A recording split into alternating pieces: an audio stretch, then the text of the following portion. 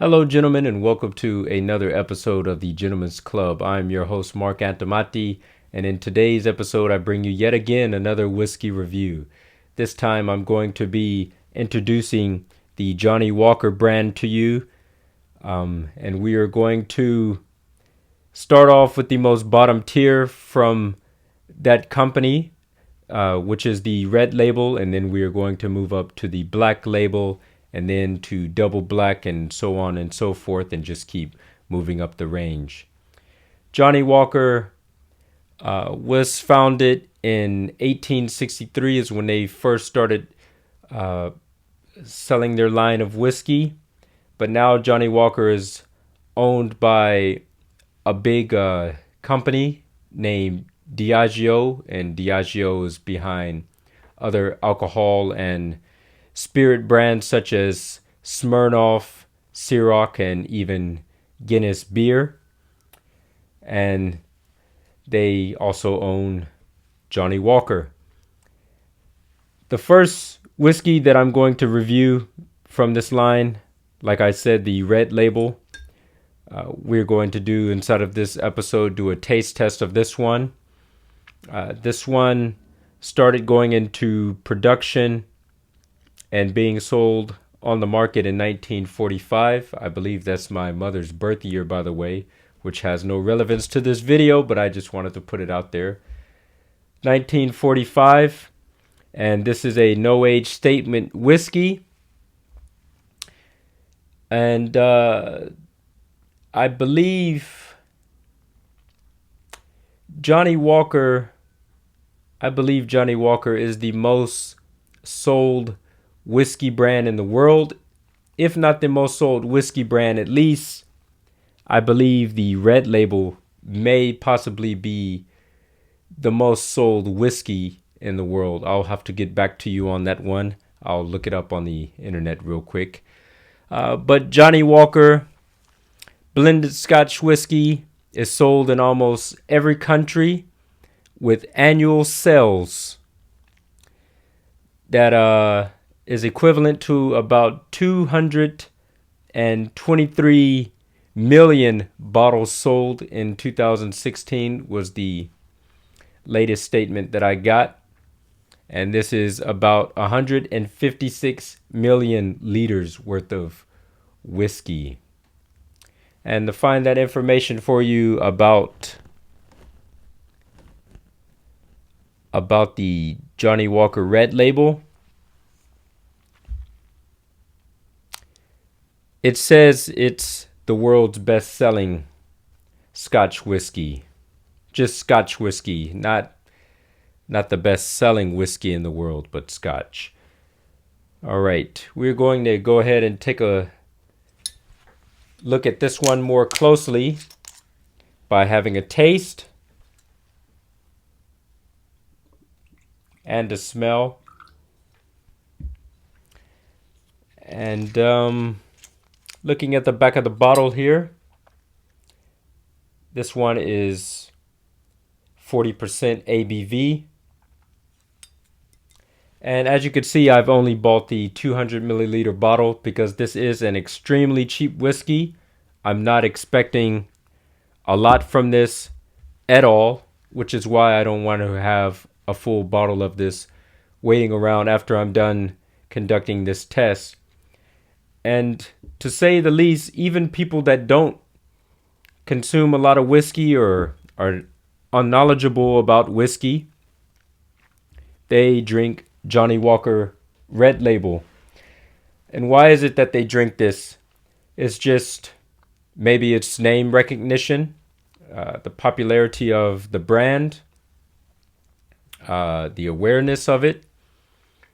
But the other thing is that it is available everywhere, and as I'll say, casuals like this whiskey because it's something that's very easy to get into. And why is that it's even easier to get into? One reason is because of this. It's a whiskey that is very oftentimes mixed with other drinks to make a cocktail of sorts, which is why it's very popular, such as mixing Jack Daniels and Coca-Cola. I suppose you can mix Johnnie Walker Red Label with Coca-Cola as well as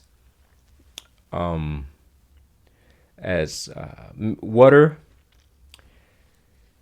We're just gonna have it straight up.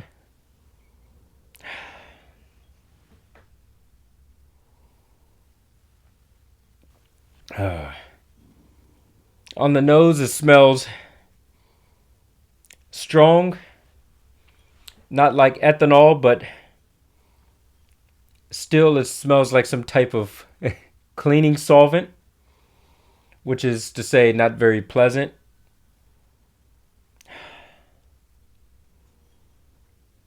Not much of anything else inside of there. At 40%, don't really need to mix it with water. We're just going to have it straight up like this, neat.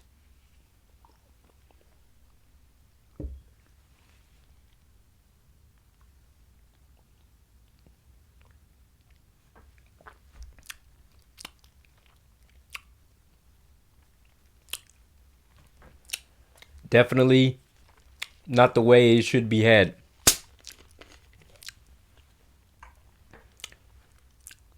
A little bit of a bite in the aftertaste. Something a little bit spicy there. In terms of notes on the nose, there's no floral notes, no smelling of fruits or anything of that nature or spices. While on the tongue, there's not really much of any type of taste there, but as you swallow it, and after that kick, and those spices, the aftertaste is like a cinnamon candy a little bit like cinnamon. A strong, spicier type of cinnamon. I think one sip may be enough to have of that. We'll have it the other way, that is probably more preferable if you're going out with friends in a social setting, is to have it with Coke.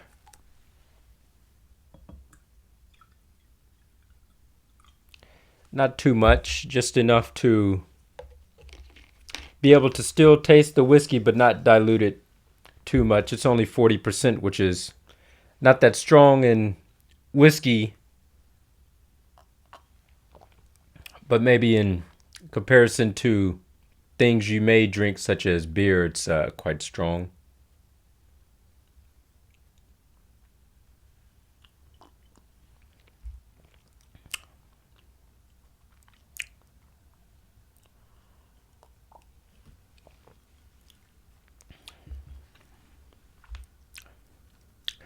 I don't know. Maybe it needs more cola. Just even this is not very preferable at all for me.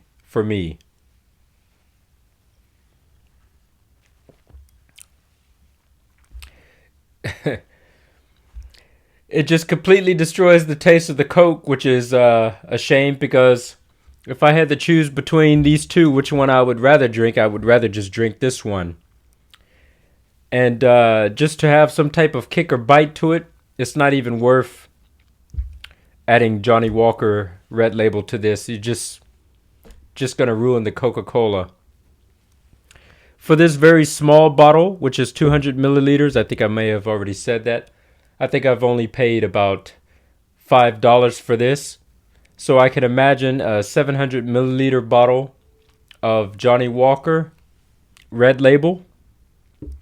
I don't know the price. You could go find it out from the internet quite quickly, but I imagine it might be something along the lines of maybe $13 to $15. I can't imagine anything more than that.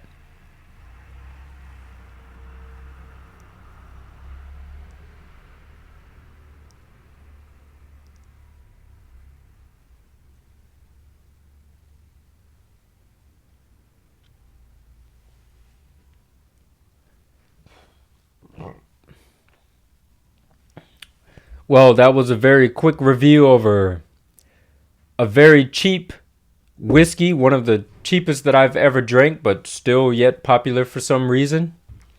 I don't think I'll ever revisit this again after this review. In fact, I'll probably even give this bottle away to my friends.